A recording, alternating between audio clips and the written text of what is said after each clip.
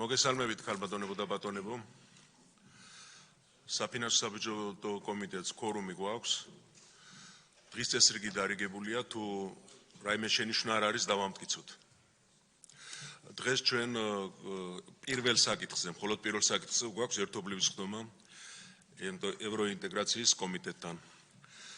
შემდეგ ჩვენ გავაგრძელებთ მუშაობას, ბატონები და ქალბატონები დაგვტოვებენ. გთხოვთ ბატონო. მადლობა, დილამშვიდობის მოგესალმებით.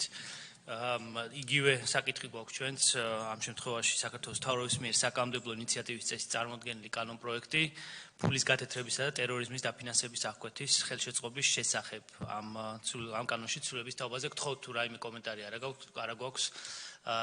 quorum-ი გვაქვს და ამიტომ დავინდასტუროთ ამ ეს დღის წესრიგი. ბატონო პატა, შეგვიძლია გადავიდეთ შეგროვებას. კარგი, მადლობთ.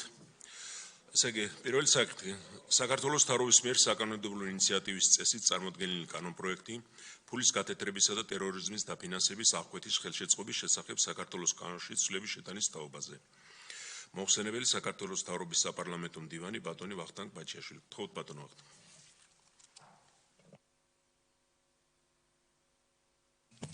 მოგესალმებით. წარმოგიდგენთ ფულის გათეთრებისა და ტერორიზმის დაფინანსების აღკვეთის ხელშეწყობის შესახებ საქართველოს კანონში შესატან ცვლილებებს. კანონპროექტის მომზადება განპირობებულია ევროპის საბჭოს ფულის გათეთრების საწინააღმდეგო ღონისძიებათა შემფასებელი რჩეულ ექსპერტთა კომიტეტის, ეგრეთ წოდებული მანივალის კომიტეტის მიერ გამოთქმული რეკომენდაციებიდან გამომდინარე, რომელმაც საქართველოს კანონმდებლობაში არსებული ცალკეული ნაკლოვანებები შეაფასა FATF-ის, ანუ ფინანსურ ქმედებათა სპეციალური ჯგუფის რეკომენდაციებთან და უკავშირდება გაეროს უშიშროების საბჭოს რეზოლუციებით გათვალისწინებული სამართალდარღვევებში ეჭვმიტანილი და შესაბამის სიაში შეტანილი პირების, ანუ ეგრეთ წოდებული ტერორიზმთან კავშირში მყოფი პირების თაობაზე ქვეყნის საკანონმდებლო ჩარჩოს არასრულყოფილებას.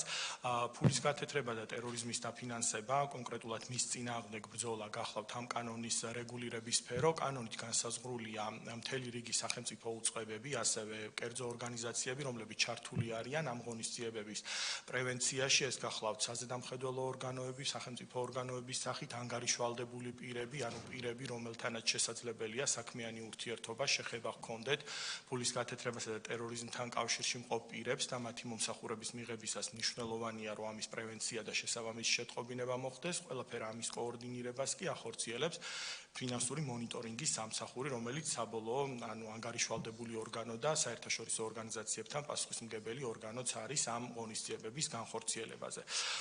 ყველა ამ ორგანიზაციის საქმიანობა მიმართულია მათ შორის ტერორიზმის დაფინანსების საწინააღმდეგო ღონისძიებების გატარებაზე, თუმცა მანივალის რეკომენდაციების თანახმად საკმარისი არ არის ქვეყანაში საკანონმდებლო ჩარჩო, სადაც მხოლოდ ანგარიშვალდებული პირები ან საზედამხედველო ორგანოები არიან პასუხისმგებელი პრევენციული ღონისძიებების გატარებაზე.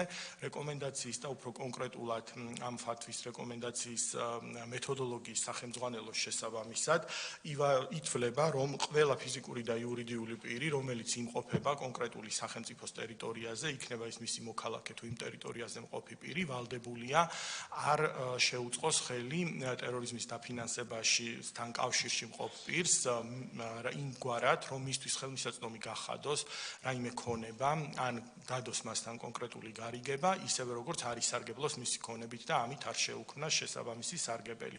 ქონება მოიცავს აბსოლუტურად ყველა ქონებას, მათ შორის არამატერიალურ ქონებრივ სიკეთესაც და აქედან გამომდინარე მნიშვნელოვანია, რომ ეს რეკომენდაცია იქნეს ასახული და გაზიარებული. შესაბამისად, კანონით გათვალისწინებულია პასუხისმგებლობა, ადმინისტრაციული პასუხისმგებლობა ფიზიკური და იურიდიული პირისათვის, თუ ის დაარღვევს ამ ვალდებულებას და შესაბამისად შექმნის ანუ მოახდენს ამ წვდომას შესაბამისი პირის ქონებაზე, ან მას გაუწევს გარკვეული ტიპის მომსახურებას. პირველ ჯერზე ჩვენ ვფიქრობთ, რომ მნიშვნელოვანია, რომ არ იყოს ძალიან მკაცრი მიდგომა და ამიტომ გაფრთხილება იყოს ასეთი სამართალდარღვევის ჩადენის შემთხვევაში, ხოლო შემდგომში არის გათვალისწინებული 1000 ლარიანი ჯარიმა, როგორც ფიზიკური, ისე იურიდიული პირისათვის. მადლობთ, შეკითხვები. გთხოვთ. მადლობა ბატონო ვახტანგ.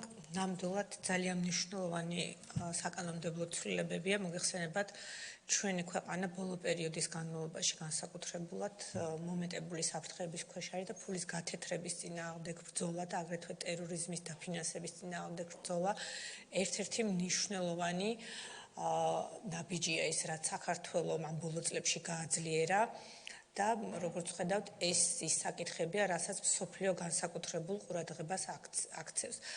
მე საზოგადოებას შევახსენებ, რომ სწორედ მანივალის 2020 წლის ეს რეკომენდაციები დაედო ერთ-ერთ საფუძვლად გამჭვირვალობის იმ კანონს, რომლის ინიცირებაც თავის დროზე მოახდინა ხალხის ძალამ, ხოლო შემდგომში ქართულმა ოცნებამ და რომელიც მივიღეთ გამჭვირვალობის კანონი და შემდგომში კიდევ უფრო გამკაცრებული. ვფიქრობ, რომ ეს ერთ-ერთი მნიშვნელოვანი ნაბიჯი არის ფულის გათეთრების წინააღმდეგ ბრძოლის და მათ შორის ტერორიზმის დაფინანსების წინააღმდეგ ბრძოლის. ასე რომ შემდგომში მანივალის ამ რეკომენდაციების გათვალისწინება, რა თქმა უნდა, სახელმწიფოსათვის და არა მარტო ჩვენი სახელმწიფოსათვის, არამედ გლობალურად ყველა ქვეყნების უსაფრთხოებისათვის მნიშვნელოვანია, რომ აქ მიმართული იყოს გაერთიანებული ძალისხმევა, იმიტომ რომ მარტო ცალკეული ქვეყნების ბრძოლა ასეთი ტიპის დანაშაულებებთან შედეგს ვერ გამოიღებს. ასევე მისასალმებელია, რომ მნიშვნელოვან ყურადღებას აქცევს გლობალური საზოგადოება ფულის გათეთრების წინააღმდეგ და ტერორიზმის დაფინანსების წინააღმდეგ ბრძოლას და მოითხოვეს საქართველოსაგან დამატებითი ნაბიჯების გადადგმა. მე ორი კითხვა მაქვს, ბატონო ვახტანგ, თქვენთან დაკავშირებით, აქ თქვენს განმარტებით ბარათში ვკითხულობთ, რომ საქართველოს შეფასება მოხდა და რამდენიმე რეკომენდაცია გამოიცა საქართველოსთან დაკავშირებით და ეს კანონ პროექტიც სწორედ აი ამ რეკომენდაციების გათვალისწინებას ისახავს მიზნად. აი ამ შეფასების ანგარიში თუ იყო დადებით ნაბიჯად ასახული გამჭვირვალობის და ფარასკანონის მიღება, როგორც მნიშვნელოვანი ღონისძიება ფულის გათეთრების წინააღმდეგ ბრძოლისა, ეს ერთი და მეორე ძალიან ტექნიკური დეტალი თქვენ აღნიშნეთ, რომ ეს ეხება კერძო და იურიდიული პირების პასუხისმგებლობას, რომ მოახდინონ ამაზე რეაგირება, რათა ხელი არ შეეწყოს ფულის გათეთრებას. რაიმე კონკრეტული მაგალითები რომ დავასახელოთ, აი კერძო პირებში ვინ შეიძლება იგულისხმებოდეს, ან რა ტიპის გარიგებები იგულისხმება, ანუ პრაქტიკული მაგალითები რომ მოვიყვანოთ, რათა საზოგადოებისათვის იყოს გასაგები, რომ თითოეული ჩვენგანის პასუხისმგებლობაა, რომ ამ პროცესში მივიღოთ მონაწილეობა და აი რა ტიპის პასუხისმგებლობა ეკისრება საქართველოს მოქალაქეს, ნებისმიერ პირს, რომელიც ჩვენი ქვეყნის ტერიტორიაზე იმყოფება, რომ ასეთი ტიპის დანაშაული იქნას არიდებული და პრევენციულად იქნას აღკვეთილი მსგავსი ტიპის ღონისძიებები. მადლობთ. ბატონო ბეჟან, გთხოვთ. ძალიან მნიშვნელოვანი კანონია, მე დავეთანხმები ჩემს კოლეგას და მეგობრებო, ხანაც უნდა მიგვიღო ეს აუცილებელი საჭიროება, მაგრამ მე ვნახე რომ აქ სანქციები შეიძლება დაზუსტება, მაგრამ თუ ეს დარჩება 1000 ლარი ჯარიმა და ეს საკმაოდ მძიმე დანაშაულია და ამ შემთხვევაში ჩვენ ისეთი სანქციები უნდა დავაწესოთ, რომ ნამდვილად იმუშაოს ამ სანქციებმა და მე ვფიქრობ, რომ განხილვის დროს ამაზე კარგი იქნება თუ გავამახვილებთ ყურადღებას და პროფესიონალებს უფრო ვკითხავთ, რომლებიც აქ არიან და ჩემის აზრით, როგორც მე დილედანტი ამ თემაში, მაგრამ ეს თემა ვხედავ ყოველდღიურად, მე ვფიქრობ, რომ ეს სანქცია არ არის ის დღევანდელ პირობებში ის იმ რაოდენობის, რომელსაც შეუძლია ეს პრევენცია განახორციელოს. მადლობა. სხვა შეკითხვები არ ჩანს, გთხოვთ ბატონო. კი ბატონო, გთხოვთ. მოკლე კითხვას დაგისვათ, ბატონო ვახტანგ, აღნიშნული ცვლილებების შემდგომ რა ცვლილებას ველით შეფასებებში იქნება თუ არა რაღაც გაუმჯობესება რა ნაწილში და რა მიმართულებით ველით გაუმჯობესებას? მადლობა. მადლობა შეკითხვებისთვის, თქვენი ინტერესისთვის.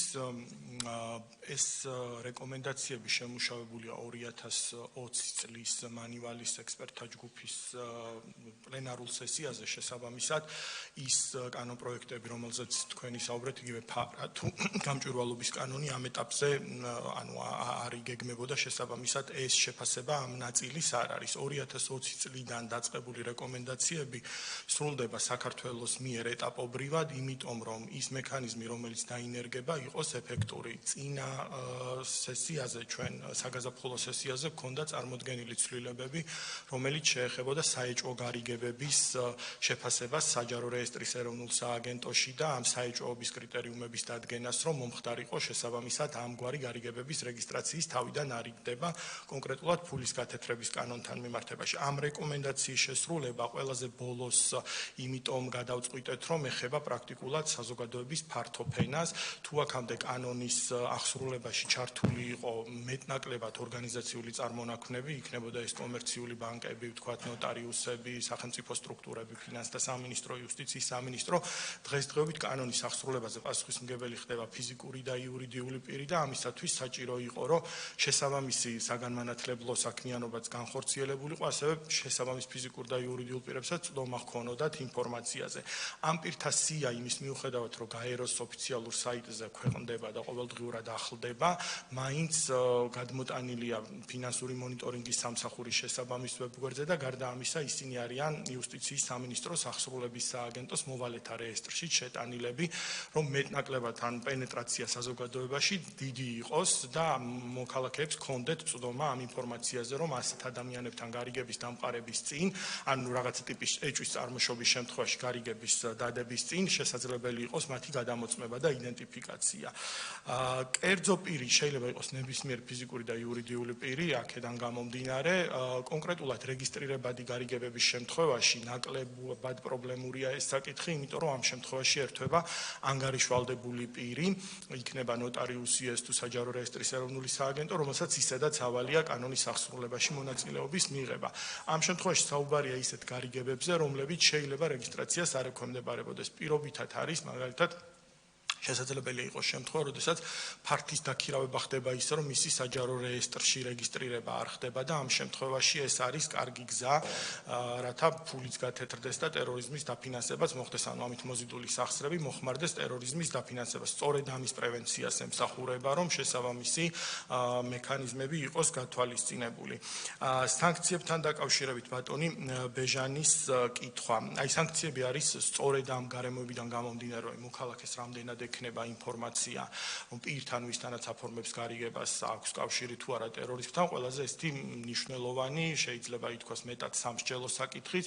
ამ თემაზე ჩვენ არ გვქონდა, ასე ვთქვათ, მხოლოდ რაღაცა ეროვნული რაღაცა ნოუ-ჰაუ არ იყო, არამედ გვქონდა და შევისწავლეთ ის გამოცდილება, რომელიც აღმოსავლეთ ევროპის ქვეყნებმა გასწიეს, უпростоრეთ განახორციელეს კანონმდებლობაში ცვლილებები, სწორედ ამ რეკომენდაციების საფუძველზე, ვინაიდან მოგეხსენებათ, რომ მანივალი არის ევროპის საბჭოს ეგიდით შექმნილი ჯგუფი და შესაბამისად ეს რეკომენდაციები მიემართებოდა არა მარტო საქართველოს, არამედ ყველა ევროსაბჭოს წევრ ქვეყანას.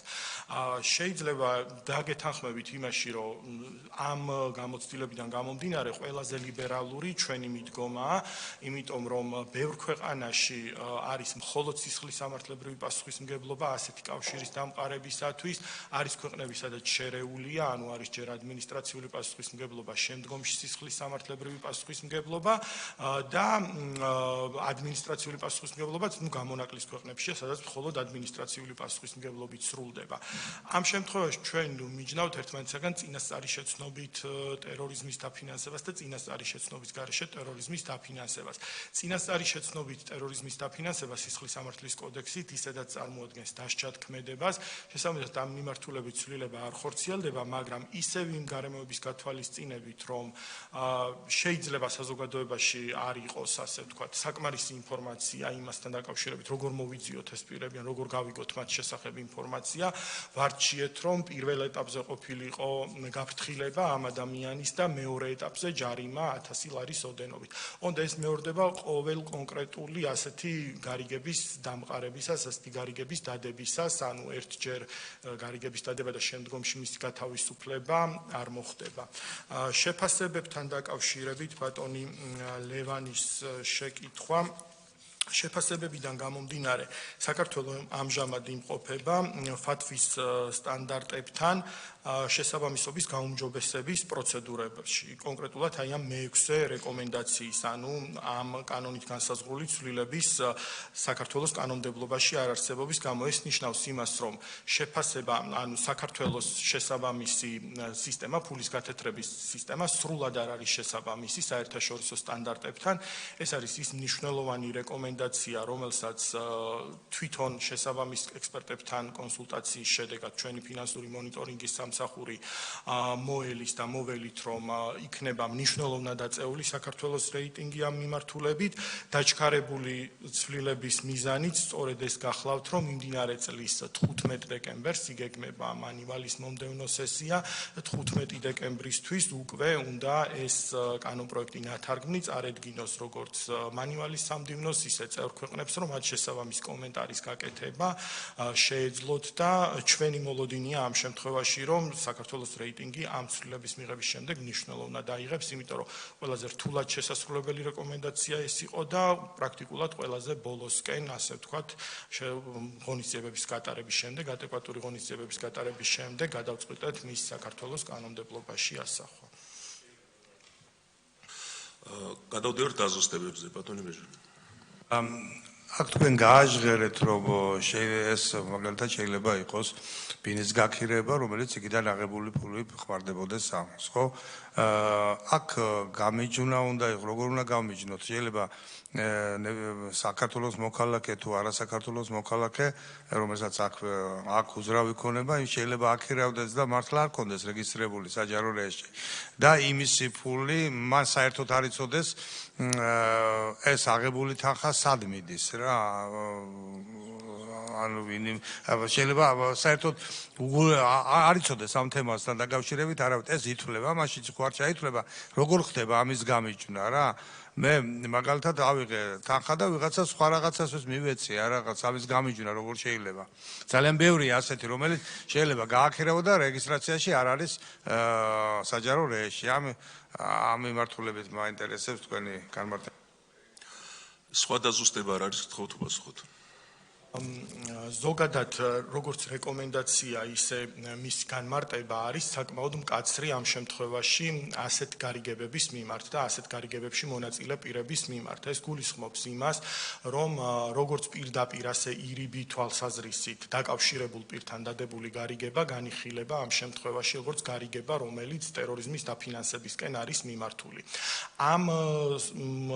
აქედან გამომდინარე, სწორედ ფინანსური მონიტორინგის სამსახურს ამავე კანონპროექტით ენიჭება უფლებამოსილება, რომ შესაბამისი კონფიდენციალური ინფორმაციაც, მათ შორის იქნება კომერციული საიდუმლოების შემცველი თუ საგადასახადო საიდუმლოების შემცველი, გამოითხოვოს კომპეტენტური ორგანოებიდან იმისათვის, რათა განზრახულობა იქნეს დადგენილი კონკრეტულად, ფულის წარმომავლობაც იქნეს დადგენილი და მხოლოდ ამ მტკიცებულებებზე დაფუძნების საფუძველზე მოახდინოს პირისათვის შესაბამისი ადმინისტრაციული სამართალდარღვევის ოქმის შედგენა.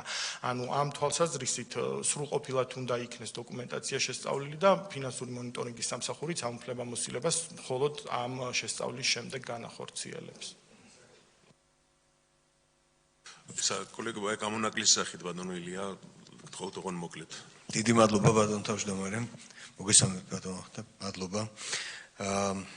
ერთი კითხვა მაქვს ესეთი, ჩვენთან ბოლო პერიოდში, როდესაც იქნა აღმოჩენილი ძალიან დიდი ასაფეთქებელი ქიმიური ტრანზიტით გადიოდა თუ აქ მოდიოდა ეს ყველაფერი, რამდენად ეს თემა ეხება ამას და არეგულირებს მსგავს ტერორისტულ აქტს ან ესეთი ფაქტები რამდენად გადის ამ კანონით რეგულაციაში. ამ კანონის, კონკრეტულად ამ გაეროს რეზოლუციებთან დაკავშირებით შექმნილია მთავრობის გადაწყვეტილებით სამთავრობო კომისია, რომლის ერთ-ერთ კომპეტენციასაც წარმოადგენს შესაბამის ფაქტების აღმოჩენის შემთხვევაში ეროვნული სიის ფორმირება, ანუ სიაში შეყვანა ასეთი კატეგორიის პირების და შემდგომში გაეროს უშიშროების საბჭოსთვის მიმართვა, რომ ეს პირები შეყვანილი იქნენ არა ეროვნული სიიდან გამომდინარე საერთაშორისო სიაშიც. ანუ გარდა იმისა, რომ ჩვენ ვახდენთ გადმოღებას პრაქტიკულად გაეროს უშიშროების საბჭოს სიაში შეყვანილი პირების ქვეყანაში შექმნილია ნაციონალური მექანიზმი, რომელიც მუშაობს ასეთი შემთხვევების გამოვლენაზე, პირების იდენტიფიცირებაზე, მათ ეროვნულ სიაში შეყვანაზე და შესაბამისი მტკიცებულებით გაეროს უშიშროების საბჭოს შესაბამისი კომიტეტისთვის მიმართვის თაობაზე, რაც უნდა შემდგომში აისახოს. ამიტომ თქვენი ნახსენების შემთხვევაც რასაკვირველია მოექცევა ამ შემთხვევის ფარგლებში. მე მგონი ამომწურავი იყო შეკითხვებიც და პასუხებიც. ჩვენ ზოგადად ყოველთვის ვითვალისწინებდით და ვითვალისწინებთ მანივალის რეკომენდაციებს, სხვათა შორის მეორე კანონიც გვაქვს ეროვნულ ბანკთან დაკავშირებით, რომელიც ასევე ამ საკითხს ეხება, ამ კონკრეტულად ამას, მაგრამ ზოგადად მანივალის რეკომენდაციას. და ამიტომ მე მგონი მხარი უნდა დაუჭიროთ, კიდევაც რო არ იყოს რეკომენდაცია, ესედაც მისაღებია ეს კანონი. ვინ არის მომხრე საფინანსო საბიუჯეტო კომიტეტს ხო? წინააღმდეგი არ არის. ხო ბატონო. მეც ხარდაჭერას გამოუცხადებ, რა თქმა უნდა, ამ კანონს გარდა იმისა, რომ რა თქმა უნდა ეს არის ასოცირების ხელშეკრულების სფეროები, ასოცირების ხელშეკრულებითაც რეგულირდება, მე-19 მე-20 მუხლები კონკრეტულად ამ სფეროებს არეგულირებს. ამის გარდა ბუნებრივია ჩვენ ფინანსური სისტემის მდგრადობისთვის, გამართულობისთვის, დაცულობისთვის ეს არის მნიშვნელოვანი კანონი. ამიტომ გთხოვთ ევროპასთან ინტეგრაციის კომიტეტის წევრებსაც ამ კანონ პროექტის ხარდაჭერისთვის. დიდი მადლობა. ამით ევროპასთან ინტეგრაციის კომიტეტის თომა დასრულებულია და გთხოვთ დიდი მადლობა. წარმატებას გისურვებთ. კი ბატონო.